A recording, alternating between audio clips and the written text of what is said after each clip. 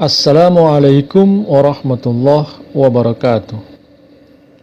Melanjutkan kisah sebelumnya, di mana Rasulullah Shallallahu Alaihi Wasallam dan Abu Bakar radhiyallahu an telah berlindung di Gua Thur selama 2 hari lamanya, dan setelah itu mereka bertolak ke Madinah. Sementara itu kaum Mekah setelah gagal menemukan Rasulullah dan Abu Bakar, mereka mengadakan sayembara. Siapa saja yang berhasil menyerahkan kepada kaum Mekah, Rasulullah dan Abu Bakar hidup atau mati, maka akan menerima hadiah 100 ekor unta. Pengumuman itu disebar di tengah kabilah-kabilah di sekitar Mekah.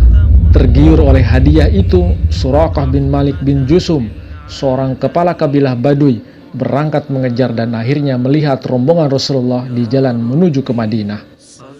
Dilihatnya 2 unta dikendarai dan yakin bahwa penunggangnya adalah Rasulullah dan Abu Bakar. Dihardiknya kudanya. Kuda itu mendompak dan jatuh sebelum dapat mendekat, dan Suraqah pun ikut jatuh. Sebelum dilanjut, sejenak kami ucapkan terima kasih bagi teman-teman yang sudah subscribe. Dan bagi teman-teman yang belum, silahkan subscribe channel ini agar tidak ketinggalan video-video terbaru dari kami. Terima kasih. Peristiwa pengejaran Rasulullah Shallallahu Alaihi Wasallam ini kemudian hari diceritakan sendiri oleh Suraqah bin Malik. Katanya, setelah aku jatuh dari kudaku, aku periksa peruntungan nasibku dengan cara kebiasaan tahayul orang Arab dengan melemparkan panah-panah. Panah-panah itu meramalkan kemalangan. Tetapi iming-iming hadiah sangat kuat. Aku tunggangi lagi kudaku dan meneruskan lagi pengejaran, dan hampir-hampir aku dapat mengejar Rasulullah yang berkendaraan dengan penuh wibawa dan tidak menoleh. Tetapi Abu Bakar berkali-kali menengok ke belakang, jelas karena sangat khawatir akan keselamatan Rasulullah. Ketika aku mendekat, kudaku mendompak lagi dan aku pun jatuh. Sekali lagi ku periksa peruntungan nasibku dengan panah. Sekali lagi ramalannya menunjukkan kemalangan. Kaki kudaku terperosok dalam sekali ke dalam pasir. Untuk menaiki kudaku dan meneruskan pengejaran menjadi sangat sukar. Maka barulah aku mengerti bahwa rombongan itu ada dalam perlindungan ilahi. Aku berteriak memanggil dan minta mereka berhenti. Setelah cukup dekat, aku menerangkan maksudku yang buruk dan perubahan yang timbul dalam hatiku. Aku menerangkan akan mengurungkan pengejaran dan akan pulang. Rasulullah mengizinkan aku pergi, tetapi dengan perjanjian akan tutup mulut dan tidak menceritakan pengalamannya kepada siapapun.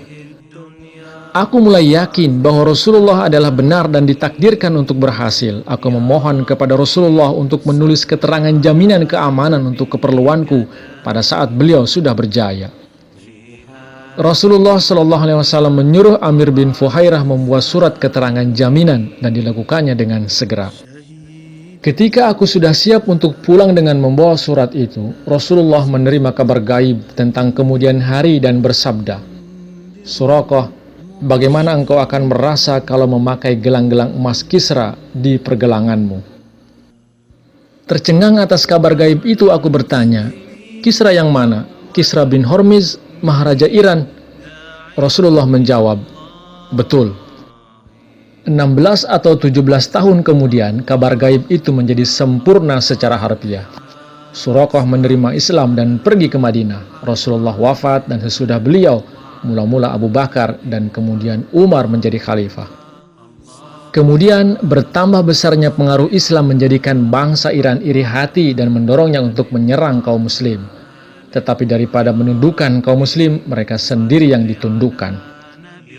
Ibu kota Iran jatuh ke tangan umat Islam yang merampas segala isi khazanah, termasuk juga gelang-gelang emas yang biasa dipakai oleh Kisra pada waktu sidang-sidang kenegaraan.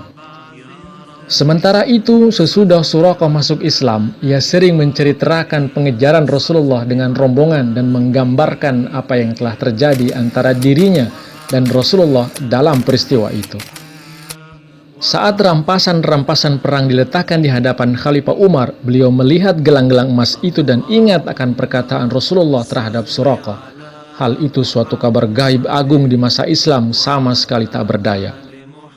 Umar mengambil keputusan untuk menyempurnakan kabar gaib itu, maka Suraqah pun beliau panggil dan beliau memerintahkan kepadanya untuk memakai gelang-gelang emas tersebut. Awalnya Suraqah memprotes bahwa pemakaian emas oleh kaum pria telah dilarang oleh Islam. Umar menjawab bahwa hal itu memang benar, tetapi kejadian ini suatu kekecualian. Rasulullah Shallallahu Alaihi Wasallam telah melihat lebih dahulu gelang-gelang emas Kisra itu ada pada pergelangannya, maka itu ia harus memakainya sekarang, walaupun menghadapi resiko siksaan. Sesungguhnya Suraqah berkeberatan memakai gelang itu karena menghormati ajaran Rasulullah Shallallahu Alaihi Wasallam. Jika tidak demikian, ia sangat berhasrat seperti tiap-tiap orang lain untuk memberi bukti yang terlihat sempurnanya suatu kabar gaib yang agung. Suraqah bin Malik mengenakan gelang-gelang emas itu pada lengannya, dan kaum muslimin melihat dengan mata sendiri sempurnanya kabar gaib itu. Nabi yang dulu pernah melarikan diri itu telah menjadi raja, beliau sendiri telah tiada, tetapi para khalifah beliau dapat menyaksikan sempurnanya kata-kata dan kasab-kasab beliau. Simak kelanjutan sejarah hidup Nabi Muhammad di video-video berikutnya. Terima kasih. Wassalamualaikum warahmatullahi wabarakatuh.